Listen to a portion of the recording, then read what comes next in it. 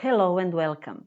My name is Branka Bernard. I'm a CEO of Fabula Moves, company focusing on innovations in education. Today we will talk about evidence-based medicine. The words evidence-based are used to describe various things associated with medicine and healthcare. These include evidence-based medicine, evidence-based practice, policy, but also evidence-based education. In all cases, the underlying principles are the same, making sure that decisions are made on the basis of the most up-to-date, solid, reliable scientific evidence. What sort of evidence are we looking for? Current best evidence. Not perfect, not old, out-of-date evidence, but simply the best there is up-to-date, now. Let us look at its definition closely. Evidence-based medicine is the conscientious, explicit, and judicious use of current best evidence in making decisions about the care of individual patients. Conscientious means being careful and thorough in what you do. Explicit means being upfront, open, clear, transparent. And judicious signifies using good judgment and common sense. For your medical practice to be evidence-based, you have to be able to find evidence from scientific studies that are relevant to your patients. You then have to understand these studies and be able to appraise them. Not all studies will be relevant to your patient, and even if they are, they may not be good studies. And finally, you have to be able to apply these results when making decisions about your patient. This means being able to integrate the evidence with your patient's personal needs, values, beliefs, and wishes. Sometimes a patient has a condition that is very rare or unusual, and there is very little high-quality information to be found. To do the best for the patient, you may need to rely on a good understanding of anatomy, physiology, and pathology and work out what's best for the first principle. And other times you rely on the experience of older and wiser colleagues.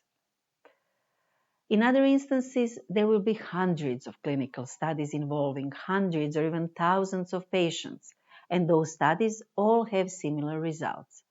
That makes advising the patients on the benefits of the treatment relatively easy. On the other hand, what if the results of different studies are conflicting? You would need to judge which results are most trustworthy or apply more closely to your patient. Questions may be simple. Does drinking tea reduce your blood pressure? Or more complex, what is the best treatment to improve the vision of elderly diabetic patients with macular degeneration? The principle of evidence-based medicine allows you to find and evaluate the information available, assess its reliability, and decide if you can apply the result to your patient. Is there a hierarchy of evidence, or is every piece of evidence equally important? Well, there is a hierarchy of evidence, and here is the pyramid.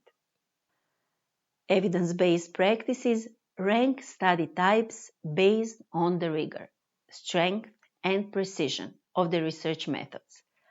Clinical practice guidelines would be on the top as the highest level of evidence. You must be wondering where you or your patients can find this kind of information. There are many resources where much of the work has been done for you.